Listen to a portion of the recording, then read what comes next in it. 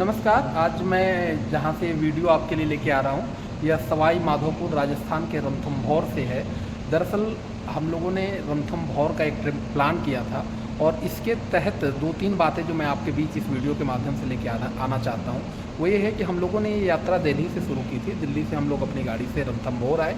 लगभग 4.5 घंटे का हमें समय लगा रणथंभौर आने पे। यहाँ पे आकर हमने एक रिजॉर्ट बुकिंग की हुई थी, वहाँ हम ठहरे और दोपहर 11 बजे हम दिल्ली से रणथंभौर पहुंच गए थे। उसके बाद 2 घंटे विश्राम करने के बाद स्विमिंग पूल का मज़ा लेने के बाद हम लोग 2:30 बजे जंगल सफारी के लिए गए। हम लोगों ने जंगल सफारी 3 नंबर में, जो आप ये जानते हैं कि रणथंभौर के अंदर जो पूरा वन क्षेत्र है उसको 10 भागों में बांटा है।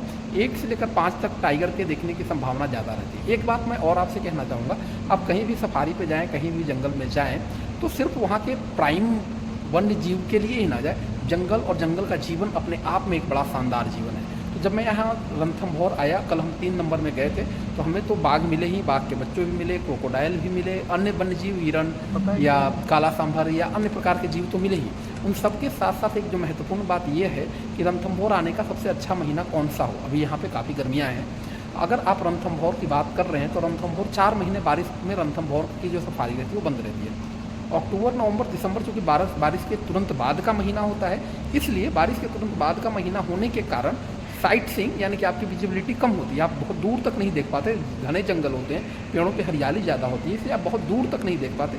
तो हो सकता है कि वन्य जीव आपको कम दिखे। तो मेरे समझ से जो सबसे आदर्श स्थिति है वो ये है कि आप फरवरी 15 के बाद मार्च एंड तक या फर्स्ट वीक तक, आप अप्रैल तक आएँ तो आपको बाघ और अन्य वन्य जीव बहुतायत मात्रा में दिखेंगे।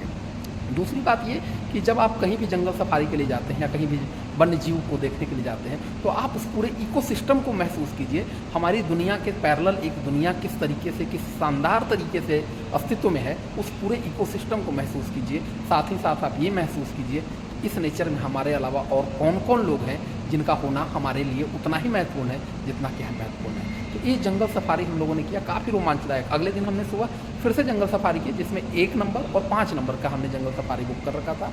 यहाँ भी हमें टाइगर दिखे। 3 नंबर में एक सेंटर में तालाब है जो काफ़ी अट्रैक्टिव है और गर्मियों के दिनों में वन्य जीव वहाँ पानी पीने के लिए आते रहते हैं। लेकिन जब आप 1 या 5 नंबर में जाएंगे तो ये प्रॉपर जंगल है, प्रॉपर आपको वन्य जीवन का एकदम बिल्कुल जो जंगली जीवन जैसा होना चाहिए वो वन्य जीवन आपको पूरा का पूरा दिखता है। घने लंबे लंबे पेड़ हैं, झाड़ियाँ हैं, घास हैं, बहुत सारे बहुतायत में मोर हैं, जंगली सूअर हैं, हिरन हैं, अनेक प्रकार के जीव हैं, उल्लू हैं, तो ये सारे हैं।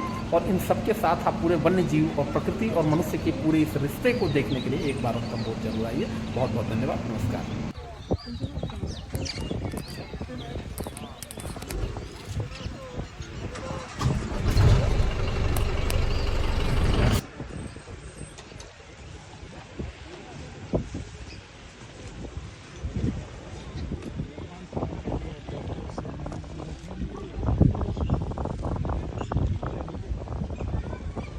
थोड़ा बड़ा